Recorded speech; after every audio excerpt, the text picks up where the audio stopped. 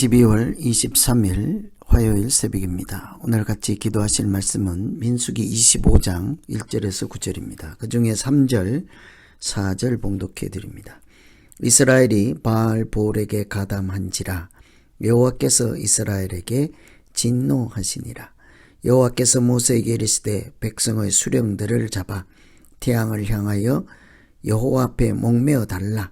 그리하면 여호와의 진노가 이스라엘에게서 떠나리라. 아멘. 오늘 말씀은 약속의 땅 바로 앞에서 그 땅에 들어가기 직전에 있었던 한 가지 사건에 대한 말씀입니다.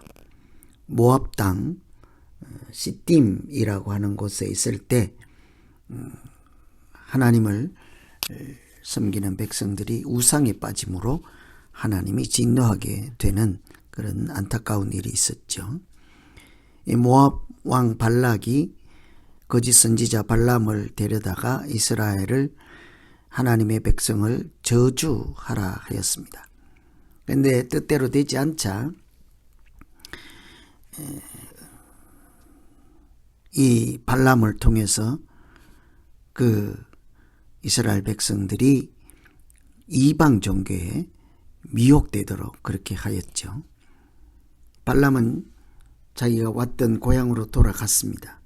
그러나 이 돌아가면서 모압 왕에게 한 가지 계략을 던져주지요. 내가 저주할 수는 없지만 저들에게 우상의 제물을 먹게 하고 행음하게 하여 타락시키라 하는 것입니다. 오늘 우리가 읽은 말씀에는 잘 나와 있지 않지만 31장에 가면 오늘 이 사건에 대해서 이렇게 설명하죠. 발람의 꾀를 따라 하나님의 백성들을 바알볼 사건으로 죄를 범하게 했다. 발람의 꾀라고 하였습니다. 백성들이 음행을 했다 하는 것은 우상을 섬겼다 하는 것이죠. 사탄의 전략은 저주, 핍박이 통하지 않자 미혹과 유혹하는 것으로 이렇게 변경되었습니다. 우리도 이 일상생활하며 믿음 생활할 때 사탄의 꾀에 넘어가지 않고 우리 믿음을 지키려면 어떻게 해야 하는지 이런 것을 배울 수 있는 말씀이죠. 항상 어디에서 누구를 만나는지 살펴야 합니다. 1절에 보시면 이스라엘이 시딤에 머물러 있더니 그 백성이 모압 여자들과 음행하기를 시작하니라. 시딤에 머물렀다. 이 시딤은 사해 동북쪽에 위치한 모압의 한 도시 성읍이죠. 이스라엘은 요단강을 건너기만 하면 하나님이 주시겠다 했던 약속의 땅에 들어갈 수 있는 그런 곳에 머물러 있을 때였습니다. 40년 광야 생활이 끝나가는 시점이죠.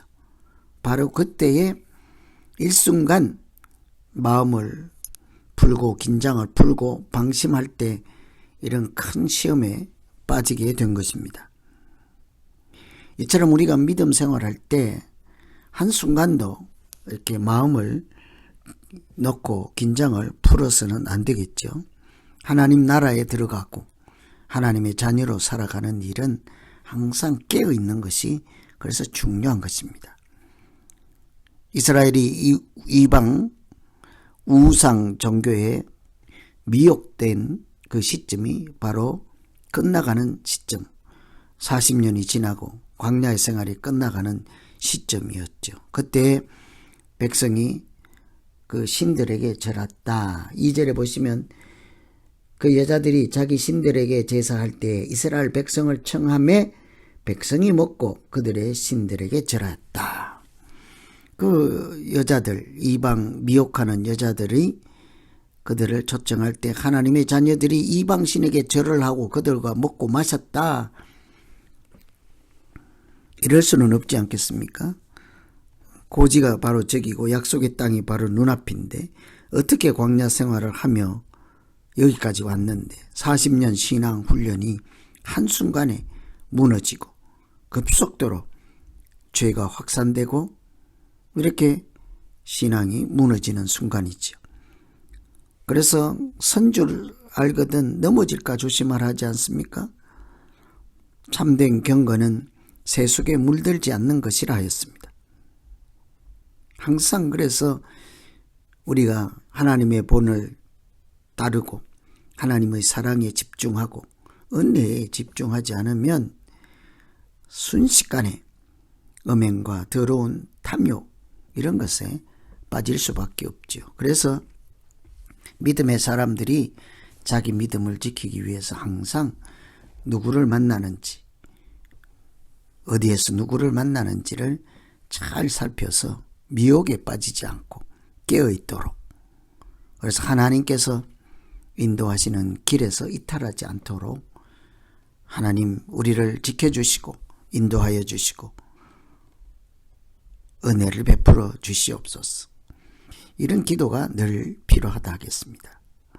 두 번째는 하나님의 질투심을 가지라 하는 것이죠. 4절에 백성의 수령들을 잡아 태양을 향하여 여호와 앞에 목을 매달라 목매어 달아라. 그리하면 하나님의 진노가 떠나겠다. 11절에 비느하스가 나의 질투심으로 질투를 하였다. 하나님께서 그의 백성들이 우상 앞에 절하고 먹고 놀 때 진노하시고 내리신 징계는 수령들에게 책임을 묻는 것이죠. 수령들을 잡아서 목매어 달라. 태양을 향하여 목매어 달라. 죽이라는 얘기 있지 않겠습니까? 지도자는 공동체의 거룩함을 지키는 사람이기 때문이겠죠. 지도자는 다른 무엇보다 그 자신이 속하고 있는 공동체의 거룩을 지키고 신앙의 본질을 지키고 자기 스스로도 믿음의 본이 되는 것이 지도자의 첫 번째 사명이죠. 너희는 나를 본받으라 할 정도로 주님이 그랬고 사도 바울이 그랬잖아요. 나를 따르라, 나를 본받으라. 이 거룩함을 지켜내는 방법, 우리 특별히 내년에 홈장들 이제 임명할 텐데 홈장이 해야 되는 일은 한 가지예요. 신앙의 본을 보이는 것입니다. 자기 믿음을 지켜 다른 사람의 믿음을 지켜주는 일이죠. 주방 봉사하고 뭐하고 이런 것에 그 우선순위를 빼앗기는 순간 홈장이 색깔이 달라지는 거죠. 무색해지는 것입니다. 어쩔 수 없이 홈장들이 주방 봉사를 겸하여 하되 그것은 사실은 이렇게 할 수만 있으면 다른 사람이 맡아서 하더라도 신앙의 지도자들, 공동체의 수령들은 거룩함을 지키고 예배를 지키고 말씀을 지키고 기도를 지키는 이런 것에 본이 될 수 있어야 되겠죠. 오늘날 교회 지도자들이 정치, 행정, 재물, 재산 이런 것으로 이전 투구를 하죠. 그러나 사실은 교회 경건에 대해서 기도하고 자기를 지키고 세속에 물들지 않게 하고 구별하고 이런 일이 먼저죠. 교회를 교회답게 지키는 것, 지도자들이 해야 되는 일이죠. 지도자가 앞장서서 교회의 경건을 훼손하고 믿음을 지키는 그런 일보다 세속에 물드는 일에 앞장서는 순간 지도자 무색해지는 거죠. 바알보올에게 가담한 사람들을 죽이라 하잖아요. 그 명령을 내릴 때 그 지금까지 형제 자매로 살아왔던 사람들 누가 나설 수 있겠습니까?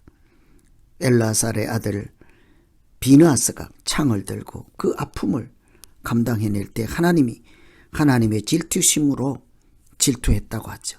하나님의 마음으로 그 일을 감당했다 하는 것입니다.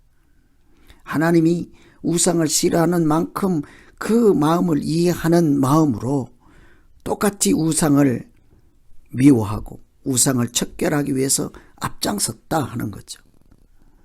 우상을 섬기는 일을 용납하지 않는 그 하나님의 마음을 헤아려 아프고 고통스러운 죄의 단절을 해결했다 하는 것입니다. 이런 마음이 우리에게 있을 때 우리가 공동체를 잘 지켜낼 수 있지 않겠습니까? 그래서 오늘은 우리 스스로 누구를 만나는지 잘 살피고 어떤 사람과 믿음 생활하는지를 살피고 내가 본이 될 수 있도록 내가 하나님의 마음을 헤아리는 믿음의 파수꾼 되게 하여 주시옵소서. 이렇게 기도하면 되겠습니다.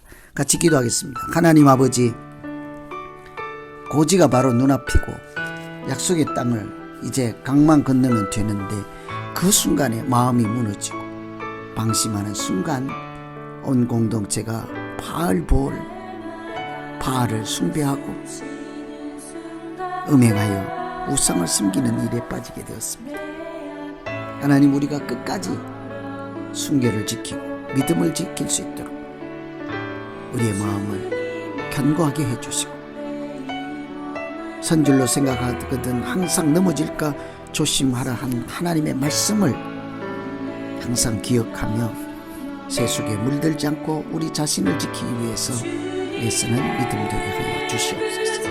하나님의 마음을 잘 헤아려서 하나님 마음에 합당한 믿음으로 살아갈 수 있도록 우리를 인도하여 주시옵소서. 예수님 이름으로 기도하옵나이다. 아멘.